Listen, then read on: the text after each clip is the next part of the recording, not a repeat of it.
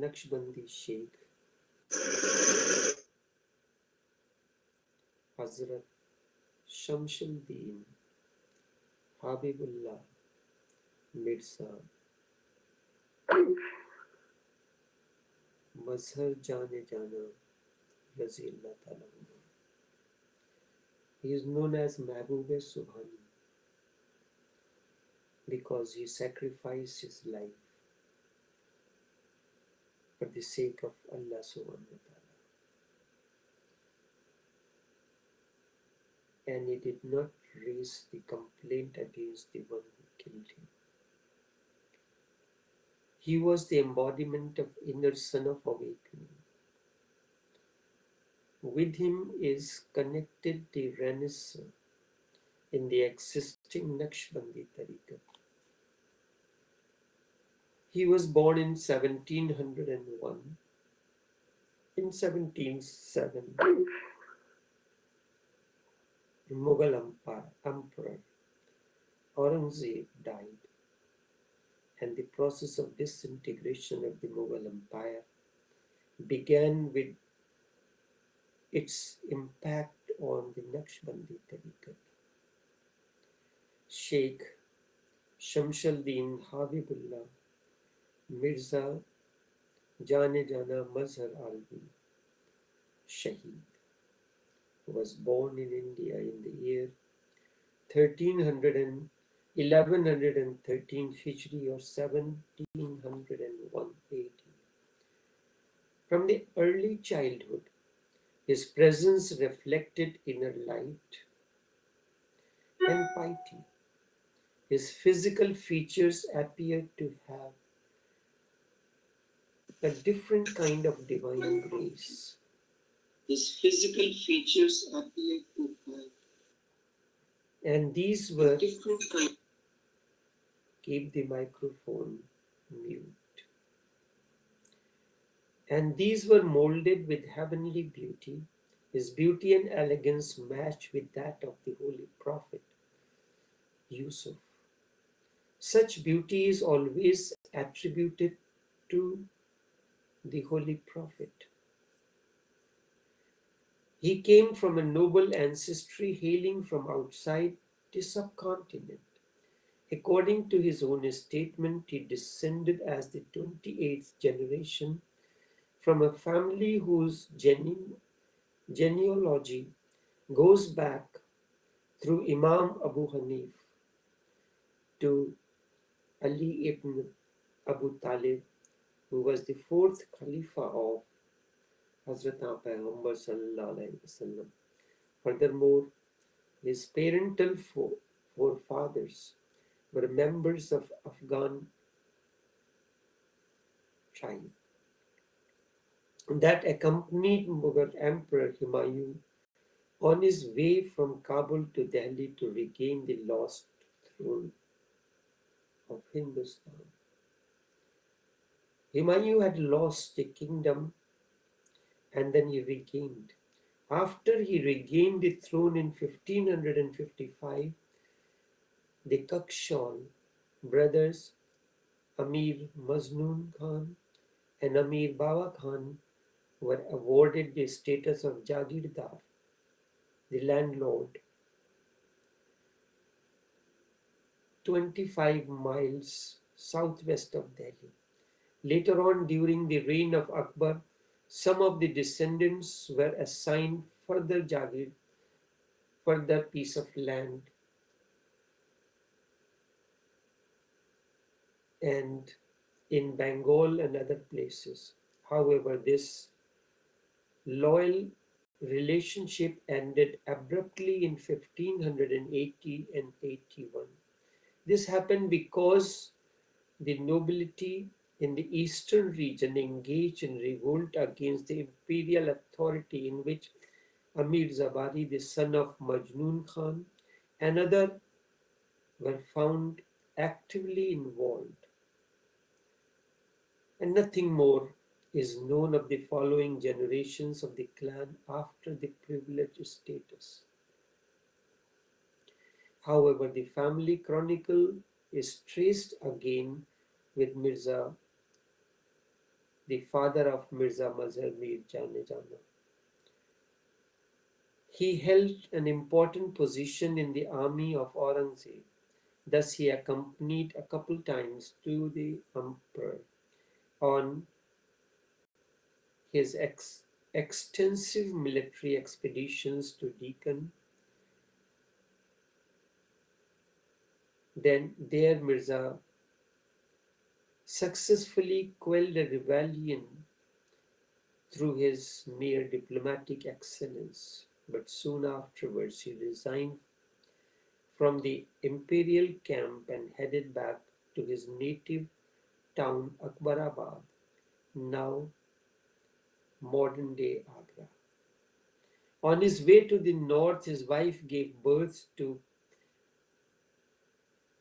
the couple, the only birth to the couple's only son, and for this reason he was named after his father, Mirza Jana, but gradually the name evolved as Mirza Jana and later assumed Mazhar as his pen name to sign the letters. The pen name got associated with his Persian and Urdu compositions.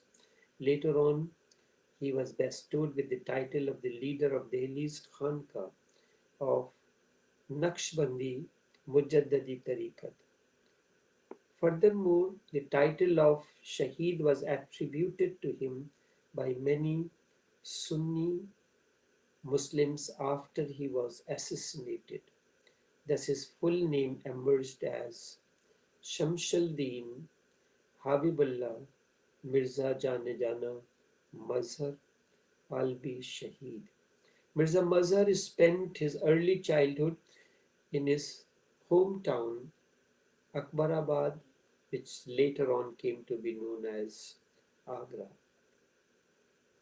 There he received his early education consistent with his status. His father encouraged him to undergo an extensive training in traditional, religious, literary, martial, and artistic sciences typical of that time. His father himself provided great part of training until his death in 1130 Hijri or 1717 when Mirza was 16 years of age.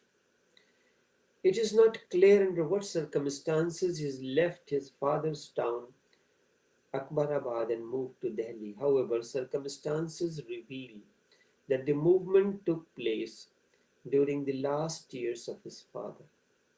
In Delhi, his education continued under the guidance of Abdul Rasul Dehlvi. He taught Mirza Quranic tafsir, also instructed him in Quranic recitation, Qiraat, with Haji Muhammad Afdal Sialkoti, a grandson of Sheikh Ahmad Sarhindi. He studies jurisprudence, fiqh, and hadith. He remained attached to Muhammad Afdal for a long time. From the very childhood, Mirza had inclination towards the Sufi way for Darweshi uh, Fakr. When Mirza was 9 years old, Abraham appeared to him and endowed him with miraculous power as part of his spiritual transmission. His inner state was pure and sublime. If anyone mentioned the name of Hazrat Abu Bakr Siddiq in his presence, he would get ecstatic. And in that state, he would see Abu Bakr with his physical eyes. Furthermore, he was also able to see Holy Prophet along with his companions, Sahabis. He saw the Sheikh of the Naqshbandi Tariqat through the physical eyes. In particular, he was inclined towards Hazrat Sheikh Ahmad Farooqi Sarhindi and used to see him in his vision. He tried to restore the father's Manswat in the court of Mughal emperor, but the emperor could not attend the court and Mirza had to return empty-handed. He had to return empty-handed. The same night, Mirza Mazhar had a dream in which Chishti Sheikh Qutbuddin Bakhtiar Kaki took him to, to dedicate towards a spiritual life. It was Chishti Sheikh Qutbuddin Bakhtiar Kaki told him to dedicate his life to spiritual growth. The vision was so intense and deep that he could not do anything otherwise.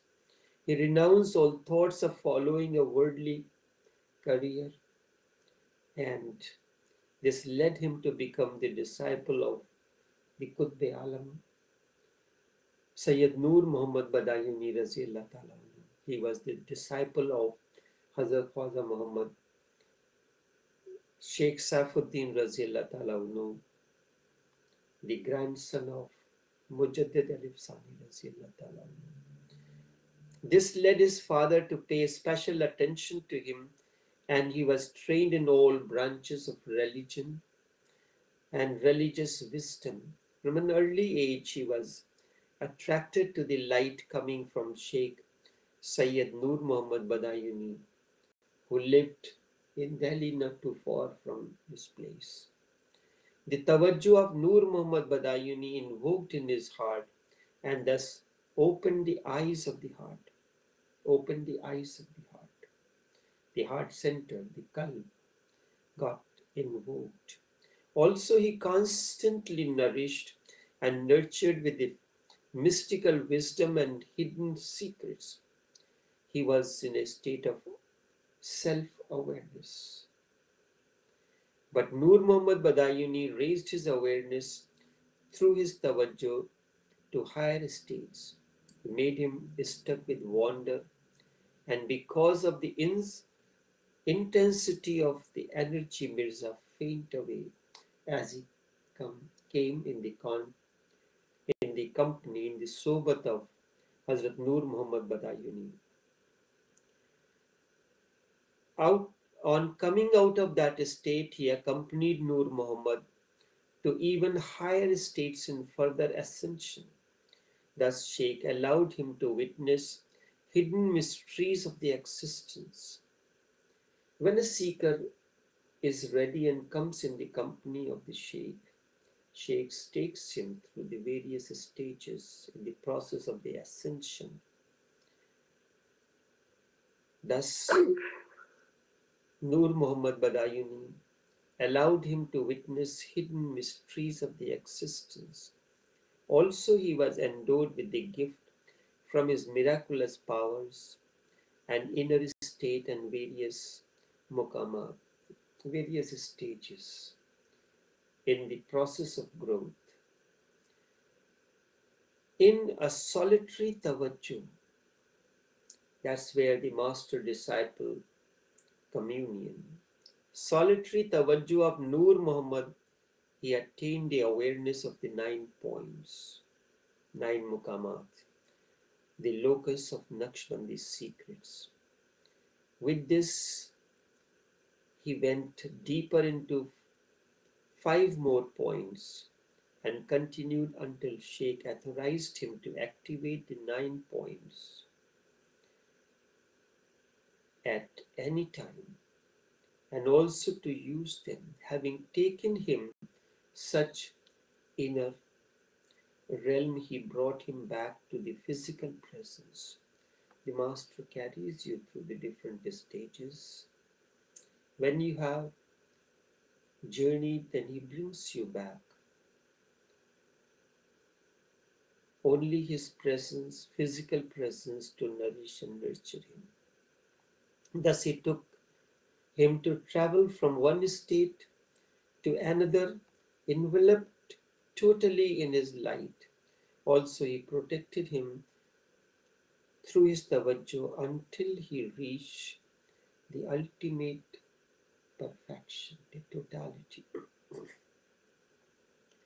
Thus he was awakened from ignorance. As the darkness of the ignorance vanishes, the light descends. Mirza was steadfast, sincere and truthful in serving Sheikh Nur Muhammad. Nur instructed him to enter into seclusion in the desert and the forest. Thus his inner progress and journey continued. During such seclusions, he subsisted only on herbs and roots. During this period of asceticism, seclusion, he subsisted on bare necessities. He used clothes only to cover his nakedness. After continued period of seclusion, he became very frail, and one day, when he looked at himself in the mirror, instead of seeing the image, his image, he saw the image of Nur Muhammad Badayuni, his master. Thus, the authority was bestowed upon him to guide the seekers to their spiritual journey, spiritual destinies, and thus to the straight path. After Nur Muhammad put him on to the throne of ascension, and it was through him the Son of Guidance ascended to the realm of bliss.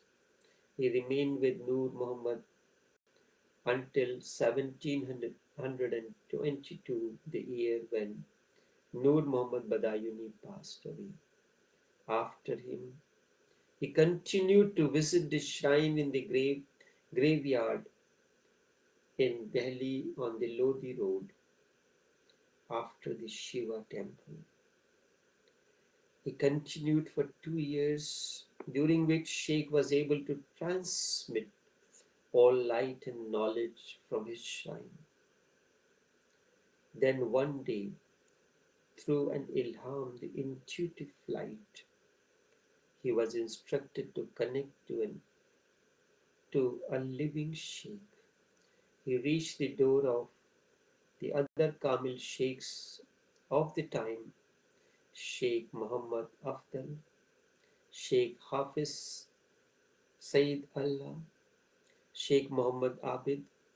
However, he associated himself with Sheikh Shah Kalsan and Sheikh Muhammad As-Zubair. He went in the company of Sheikh Muhammad Afdal, who was one of the Khalifas of the son of Hazrat Khwaja Muhammad Masoom Razillah Ta'ala. Sheikh Abdul was one of the Khalifas of Hazrat Sheikh Saifuddin Razillah Ta'ala, who was the son of Hazrat Khwaja Muhammad Masoom or grandson of Mujaddid Alif Sani Razillah Ta'ala. In his company, he received the knowledge of prophetic traditions. During such sessions, whenever Sheikh would mention a tradition, he would disappear through his self-effacement. This was followed by a vision wherein he would find him in the company of the Holy Prophet. Thus he used to receive the secrets directly through the Prophet, Allah subhanahu wa ta'ala. At that time, he would correct Sheikh Afdal if any mistake happened in his narration of the state, the particular tradition. Thus, he was acknowledged as a genius in the science of traditions. Muslims use the word Kaaba and they worship it. It comes from two syllables, Ka and Ba. Ka means light and Ba means place, the place of light. Kaaba, light. Ka implies light and Ba means place, the place of light. My Kaaba is my heart, my qalb, which is incandescent with the light, with the nur, with the awakening. Remember this word Kaaba, the body of light. However, it was Sheikh Muhammad Abid's Tsunami Gulshan who completed the spiritual education of Mirza Mazhar Jana. Sheikh initiated his disciple Mirza into Qadiriya, Chishtiya, and Sohrawardiya tariqats. According to Sufis, there are four basic tariqats. Qadiriya system, Chishtiya is where it developed in India. One of the most important Chishtiya Sheikh is Garib Nivaz, Hazrat Khwaja Moinuddin Chishti Raziyallah Ta'ala, shrine is in Ajmer Sharif, and Hazrat Nizamuddin Awliya Raziyallah Ta'ala and his chief disciple Hazrat Amir Khusro Raziyallah Ta'ala, a Fidai Murid. So Qadiriya and Chishtiya developed in India, Sohrawardiya and Naqshbandi, thus bringing to ultimate his spiritual life and thus prepared him for the role as independent authority. It is only the intelligent ones on whom the authority is bestowed from everyone. If you are a very intelligent student in the university, you may be belonging to a particular discipline, but your light shines through the university campus. The other professors who are moved by your intelligence and the light that you manifest, they shower their blessings as well. So you become multidimensional. Multidimensional. Many times it used to happen, I was majoring in certain discipline, but at times I used to discuss the intricate matters in physics, the atomic physics, or any particular aspect, whether it is binomial theorem, whether it is any other thing, with other professors who felt great pleasure in imparting that insight which was needed to be part of the growth. And this binomial theorem, the numbers 0 and 1, helped me to understand the growth of a seeker along the path. The entire science of the computer is based on this binomial numbers 0 and 1. And the inner growth is based on the same binomial principle, the sound and silence. A sound is created and then it is left, automatically generates the silence from within. When these words reach the deepest core, all of a sudden silence descends. Thus, with the combination of sound and silence, continues the growth. Mirza Mazhar mentioned the company of these sheikhs maintained the company of these sheikhs for nearly 30 years. And he thus brought together many lines of awakening, descent that has developed from Sheikh Ahmad Sarhindi through his two sons, Muhammad Masoom and Muhammad Sadiq. Muhammad Sadiq was the eldest son of Mujaddid al-Ifsani, and Hazrat Khwaja Muhammad Masoom was the second son. When Sheikh Muhammad Sadiq was 24 years of age, at that time, a bawa, a plague, inflicted upon in the city, and one of the disciples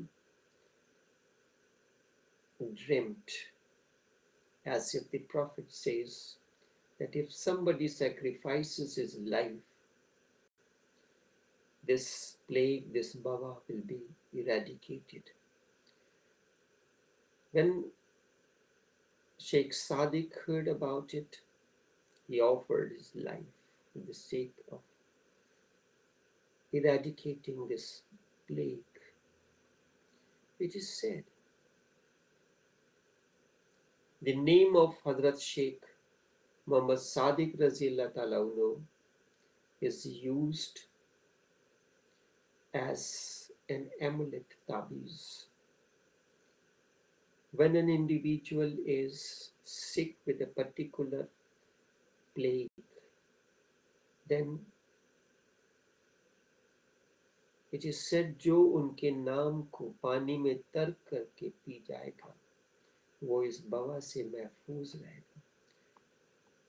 You take water in a cup and you cast a glance in the name of Sheikh Muhammad Sadiq Razillah Ta'ala and drink that water. That is the medicine that helps you. This is the experience.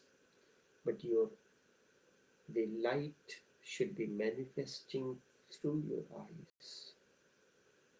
Normally, many times, it was not necessary, but the experiments were conducted. Water is a very important source of conductor of electricity, the energy, because energy is nothing else but electricity. On a scale of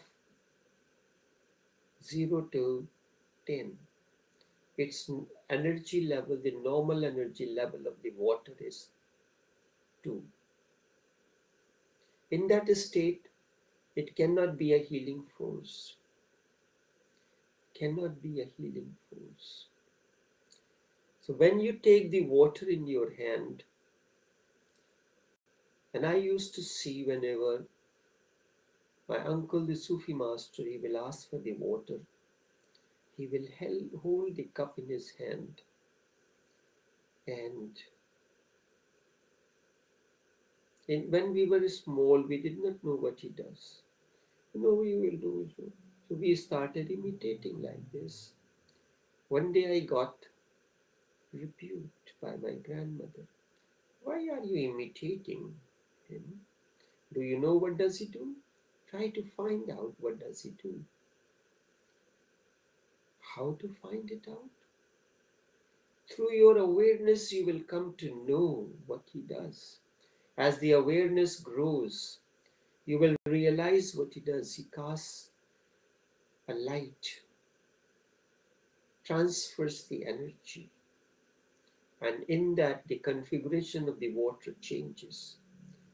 So when I was with my friend doctor, who has this system to measure the energy through the German developed system of Vega testing, that's what he uses for his treatments. I held the water. It was a plastic bottle which is the bad conductor of electricity. Through the hands, energy manifests. But if you hold a metal in your hand, copper, brass, they are the good conductors of the electricity. Then as you bring it close, the two hands joined together, the cup is held in the hand, the vibration is transferred onto the water.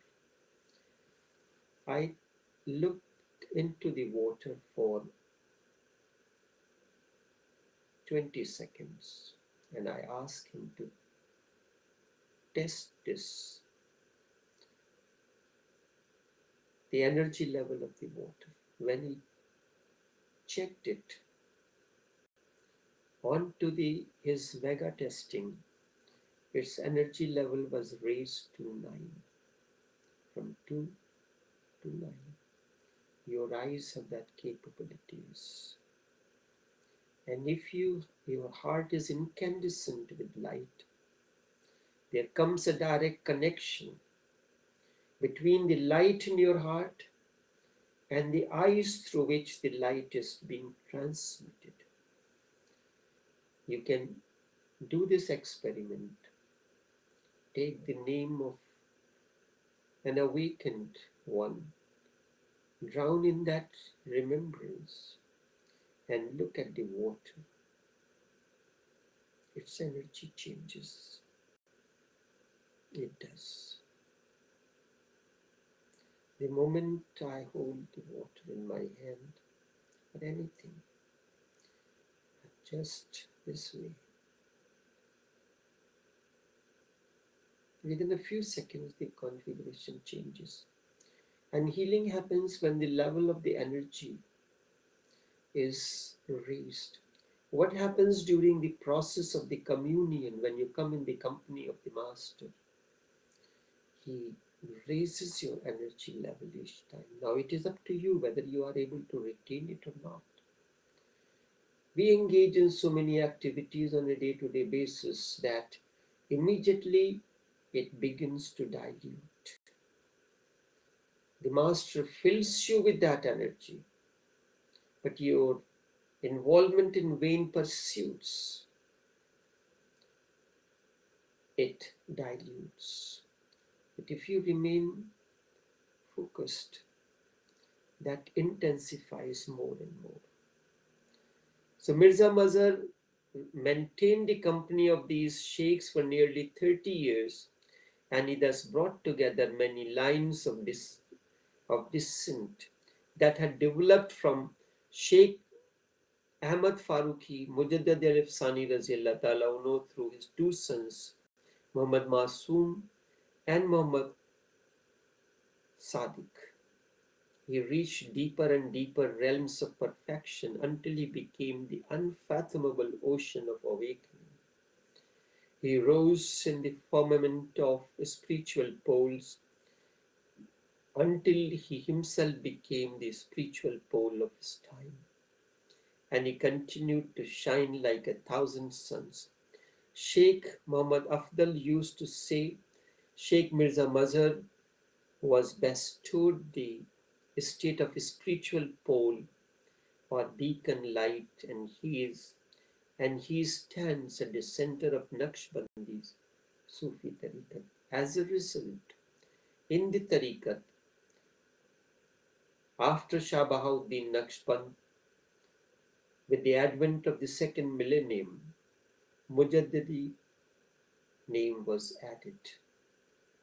Then Mazhar Mir Jane Jane.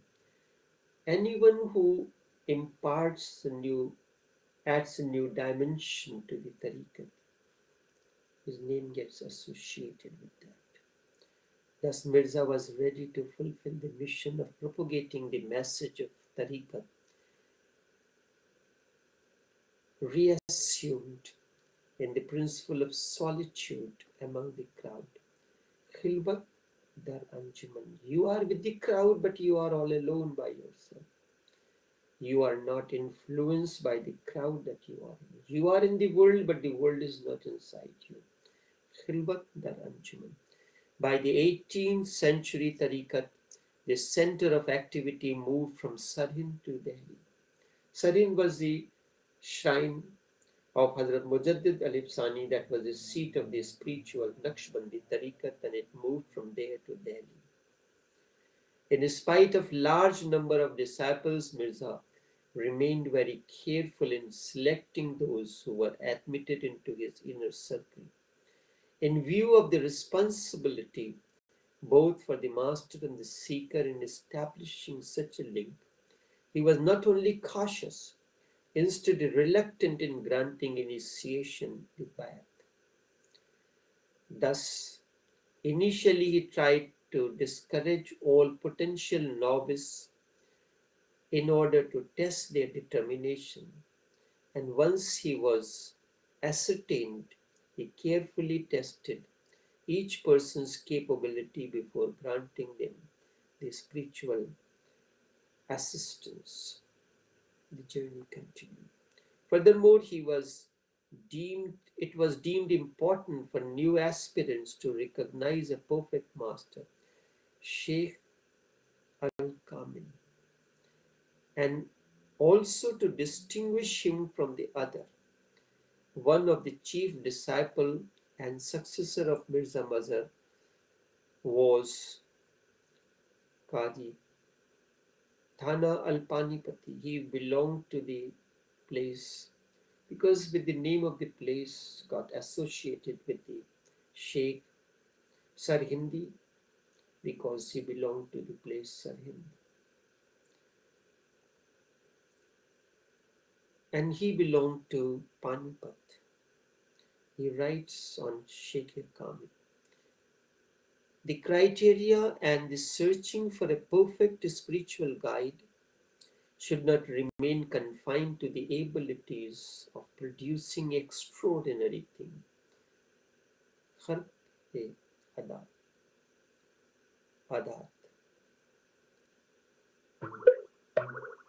Being aware of the possible dangers and distractions afflicting the heart or the obtainment of various spiritual states and emotional rupture, hal,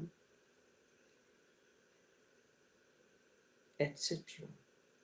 Because many of these things can be attained also from yogis and Brahmins. Therefore, such matters alone constitute no guarantee for the prosperity.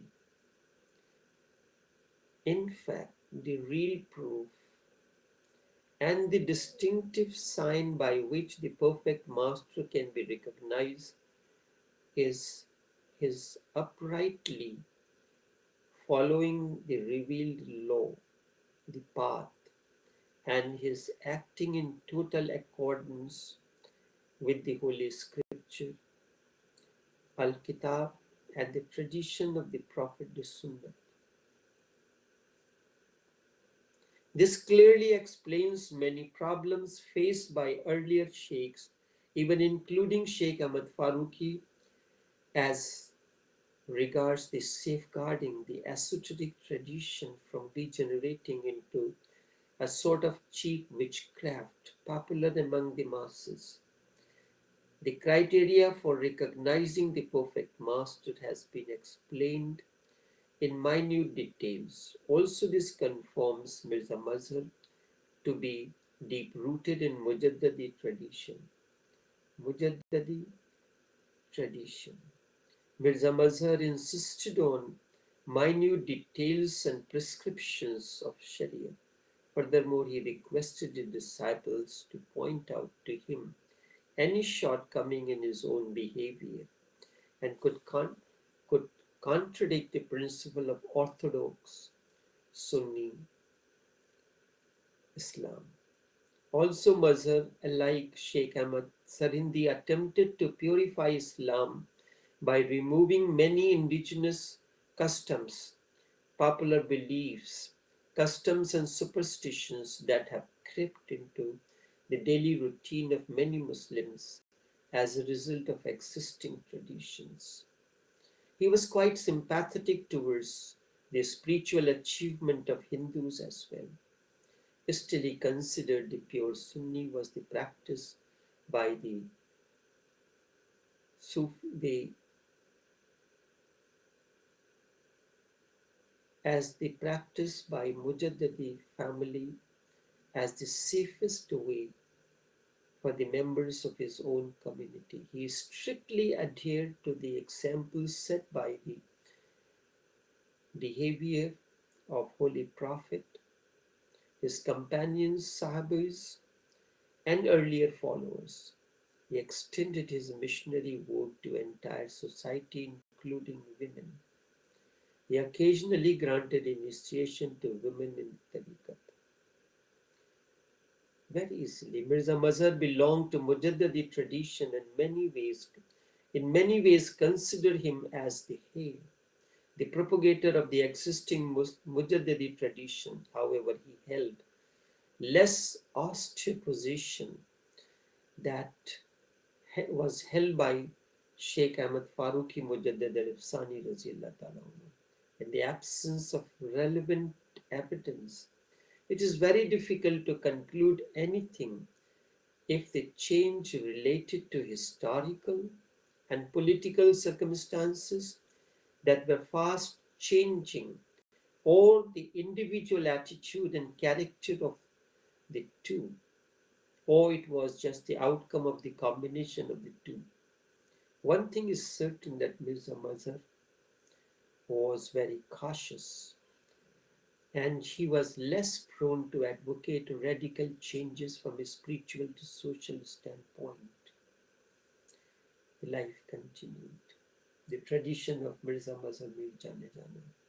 It is quite evident the way he perceived the Piri Muridi, that is the master disciple relationship. Also, it is evident in his emphasis on bestowing his spiritual attention on the subtle organs, lataifs, the chakras, of his disciple from the very beginning. He focused on lataif kalb, the heart center, the Anjana chakra, as the central essence of man's unperishable nature and inner growth, reveals that he was restoring spiritual guidance to essentials. He was a, this was a clear shift from the highly intellectual approach of Sheikh Ahmad Mujaddadi. There is an intellectual approach, but he followed the practical approach, restoring the dignity of the heart center. He emphasized a more active participation of the preceptor towards an increasingly passive, though receptive, disciple. This is the main contribution towards the restoration of the tariqat. In a way, this was made the tariqat more popular because his emphasis was on the transformation of the heart. And eventually the tariqat came to be known as Mujaddadiya, Naqshbandiya, Mujaddadiya wa Mazhariya.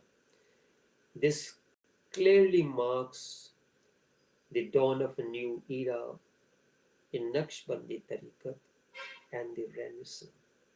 It is quite evident that the attitude of Mirza Mazhar towards Hindus and Hinduism was of sympathy, in contrast to known hostility of Sheikh Ahmad Sarhindi. He had commented on various aspects of Hindu tradition in one of the letters. This was in response to an inquiry about the legal status of a Hindu from Islamic point of view. What is the subtle difference between a kafir, infidel, and the polytheist? The reply of the Sheikh centers on this. Sheikh acknowledged the origin and authority of Vedas and six fundamental doctrine, points of view, or darshan. Darshan, as this forms the basis of Hindu doctrine, Mirza concluded. All classes of Hindus unanimously agree upon the unity, Tawheed, of the most exalted God, the unity. Consider the world to be ephemeral, Hadith, and created makhluk. Contemplate its ultimate dissolution, fana, and believe in the physical resurrection of the body and reward for good as well as punishment for the bad actions. Their custom of worshipping idols, Buddh-parasti, is not based in the attribution of the divine rank of these. Instead, its truth is somewhat different. The truth is somewhat different. It is not that you consider as Buddh-parasti. The idols symbolically remind you of something. For instance, if you have to explain to someone of your ancestors, you will use the image. image is inscribed on a piece of paper. In fact, it is a piece of paper that shows the image. And he will talk about the qualities of that person, thus bring you in communion with that person.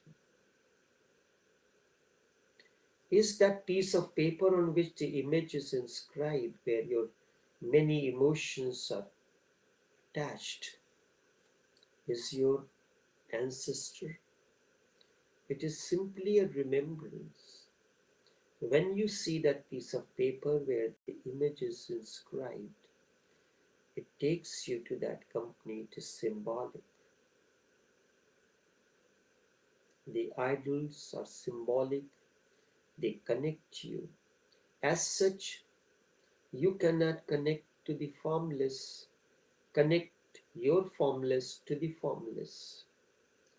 Whereas the devotion, the life is a union of formless to formless. But it is an advanced stage in the beginning. You need some symbols. Idol is the symbol that connects you to the essence of the formless.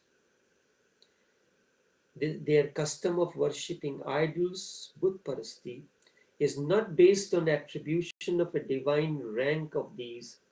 Instead, its truth is somewhat different. Mirza had fundamentally different positions towards Hindus as compared to the other masters of the past. This is different than compared to the polytheist of Arabia. The shift was predicted by Al-Birami in the 11th century before the advent of Mirza Mazhar in 1701. It mentioned that Naqshbandi Sheikh 7 centuries later assumes a more radical point of view, recognizing the divine origin of Vedas and direct relationship. The Orthodox Hindu doctrine bear with it and goes even further deeper than his ancestors by affirming that essentially all Hindus keep in view the fundamental unity and unicity of the transparent principle that underlies all apparent diversity, and in front of which all earthly creatures are connected to one another through a common bond. There is a power within that knows beyond our knowings. We are not aliens nor as strangers join. There is a power within that knows beyond our knowings. We are not aliens nor as strangers join. We are bound to each other by a causeless force. That causeless force that binds us, that electricity that binds all the metals together. It's the form of energy, its intensity differs. Through Mirza, though Mirza refrained from any sort of compromising statement regarding the Hindus, he went on elaborating his view on idol worship in subsequent passages of the same letter. The concept of idol worship is part of deep understanding and the ordinary human mind cannot understand this, Mirza continues. The inherent truth of their idol worship is that there are certain angelic beings who, following the divine decree, divert their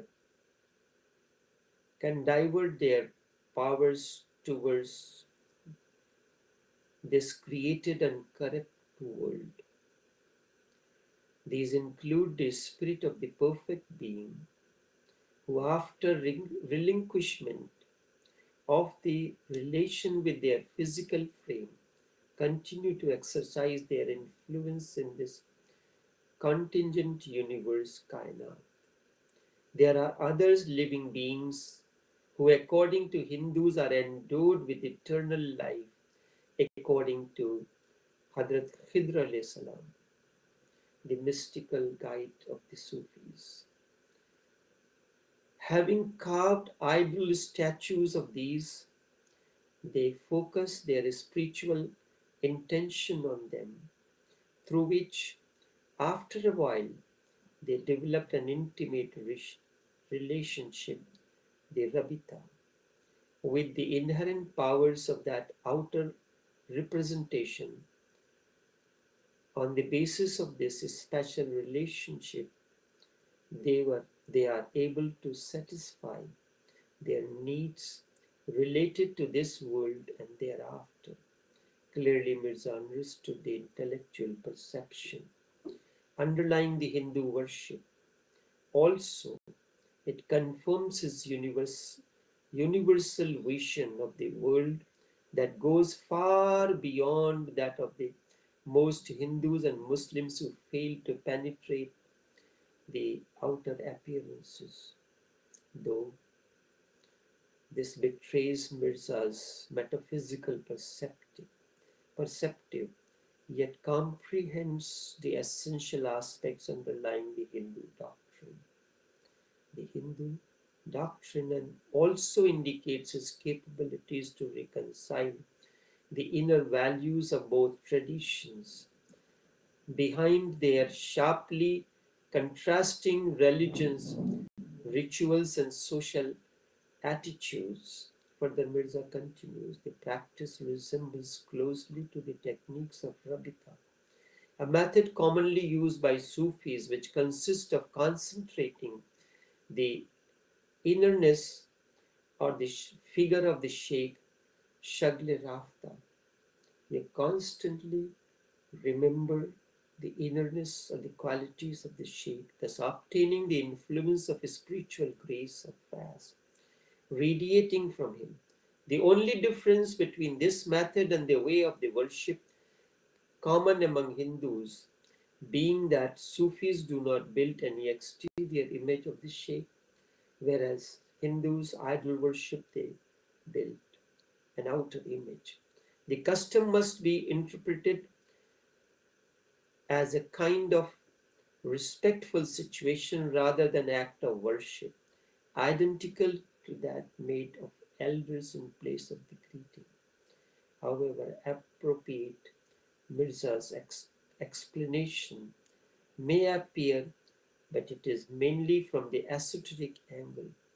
Still, these remain a fundamental issue in Islamic dogma that cannot be ignored by the authority of the time, by the authority even a sheikh of Naqshbandi Mujaddid Tariqat. Thus the life and the works of Mirza Mazhar Jana continued. It is much more that can be encompassed in one individual session. Therefore, I'll continue the other part of this work of Mirza Mazhar Mir Jana Raziyallahu Ta'ala in the next session on Saturday. Until then, take care and do have a pleasant day.